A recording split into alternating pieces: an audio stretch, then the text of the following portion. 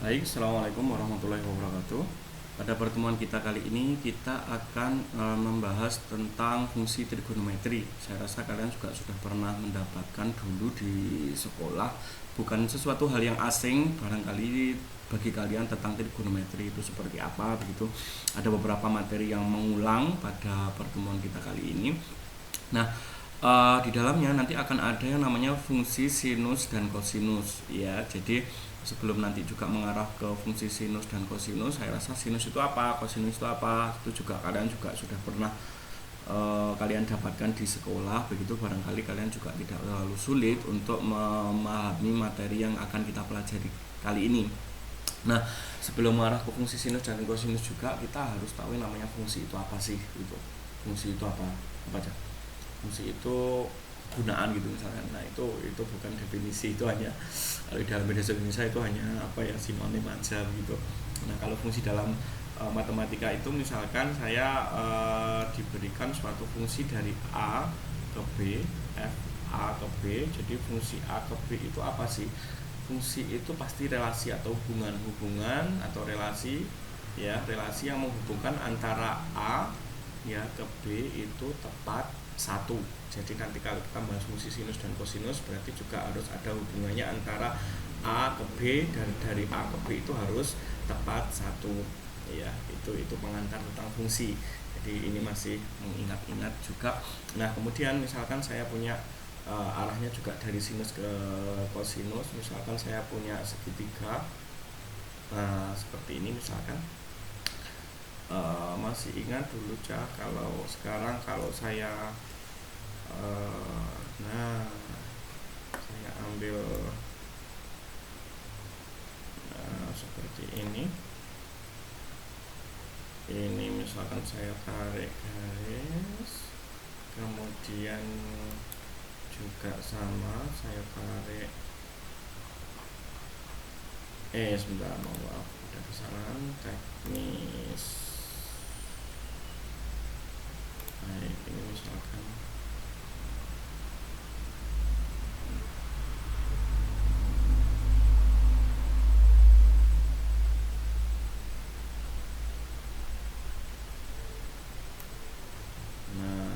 seperti ini.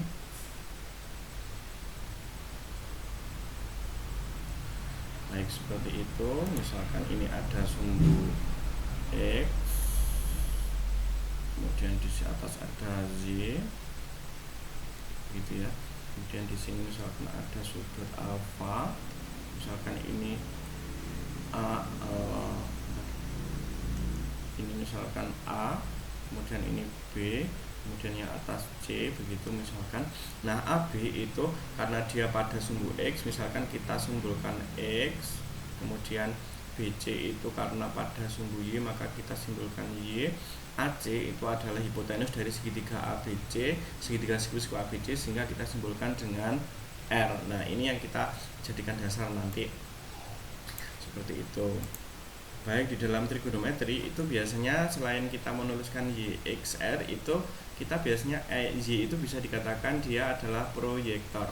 Iya dah, proyektor.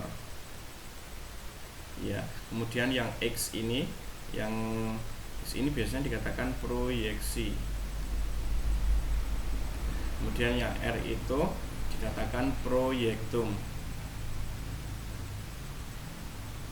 Ya, ini.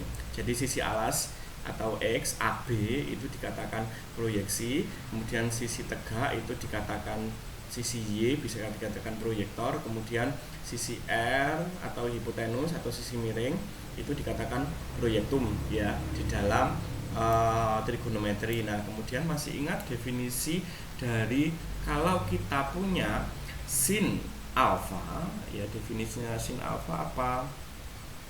Ya, sin alfa boleh kita tuliskan apa aja? Sin alfa apa? Y per R definisinya. Ya, Y per R itu apa? Y per R itu bisa kita tuliskan proyektor per proyektum ya. Proyektor dibagi proyektum. Nah, begitu juga dengan kalau kita punya cos alfa, rumusnya definisinya X per R, rumus definisinya. Nah ini berarti apa? Proyeksi dibagi dengan proyektum. Nah ini tentang definisi dari sin dan cos. Nah kemudian kalau fungsi sin, fungsi cos itu yang seperti apa begitu ya. Baik, kalau berhubungan dalam fungsi, misalkan saya gambarkan suatu diagram panah begitu ya. Jadi misalkan saya punya seperti ini untuk yang A, kemudian ini untuk yang B begitu. Misalkan ada suatu fungsi f ya, dari perbandingannya adalah y per r. Misalkan ini alfa 1, kemudian ini alfa 2, kemudian di sini ada alfa 3, kemudian di sini ada A1, A2, A3 ya. Misalkan ini saya hubungkan bentuk seperti ini juga saya hubungkan dengan seperti ini juga saya hubungkan dengan seperti ini. Maka nilai alfa 1 itu adalah berhubungan dengan sudutnya. Nilai alfa 1 ya, dengan nilai alfa 1 perbandingan dengan rumus bandingan y per r dan hasilnya A1 ya. Kemudian ada A2 dengan rumus perbandingannya y per r, hasilnya adalah A2. Kemudian alfa 3 dengan perbandingan y per r menghasilkan A2. Maka dengan melihat rumus y per r, kemudian ada A-nya itu ada alfa itu berubah dengan sudut alfa 1, alfa 2, alfa 3 dengan hasil A1, A2, A3, maka bentuk yang ini itu dikatakan dengan fungsi apa aja? Fungsi sinus ya. Jadi ini fungsi sinus ya. Itu ini kalau yang kalau ada AB dengan perbandingan rumus F-nya itu adalah Y per R ya. Kemudian kalau saya punya yang lain, misalkan saya harus dulu agak jelek tulisannya, anggap aja bagus. Misalkan saya punya D ke E gitu misalkan, kemudian di sini ada fungsi G dengan rumusnya X per R. Misalkan di sini saya ganti theta 1, theta 2, kemudian ini ada theta 3, kemudian di sini ada B1 misalkan, B2, kemudian di sini ada B3. Maka misalkan di sini theta 1 nilai perbandingan X per R-nya adalah saya tulis B1 ya. Kemudian theta 2 nilai perbandingan X per R-nya adalah hasilnya B2. Kemudian theta 3 nilai perbandingannya adalah B3. Maka dengan melihat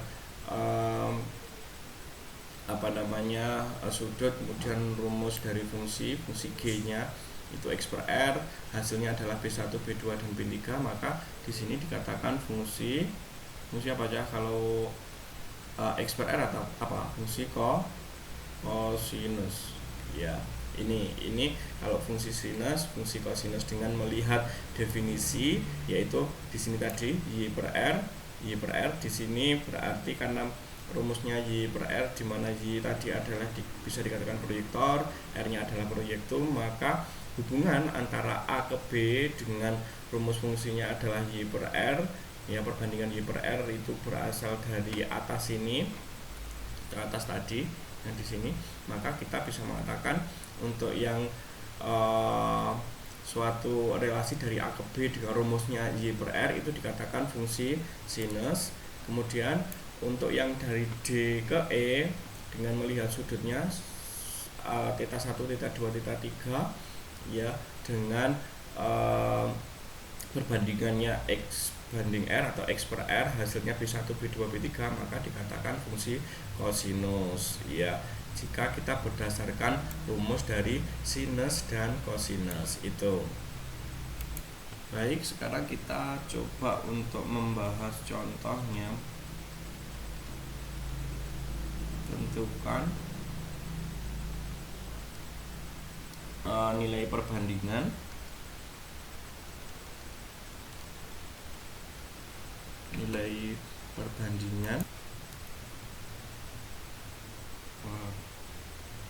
perbandingan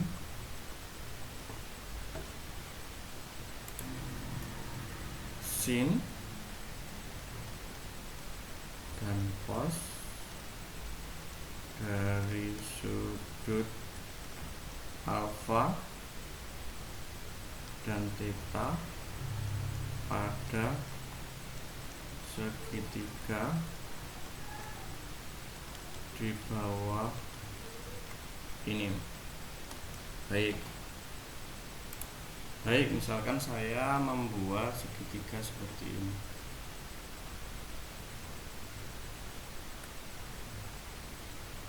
Ini misalkan ada sudut alfa, kemudian di sini ada sudut beta.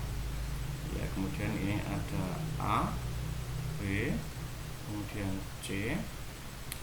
Kemudian misalkan saya ambil panjangnya adalah misalkan ini 4, kemudian di sini adalah 5 gitu misalkan. Baik, kalau mencari nilai perbandingan sin dan cos dari sudut alfa dan beta, berarti gimana?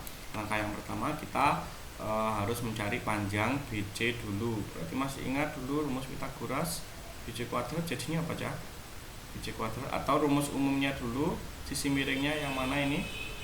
Sisi miringnya yang mana kalau kita punya segitiga itu? Jadi sisi miringnya adalah AC, ya.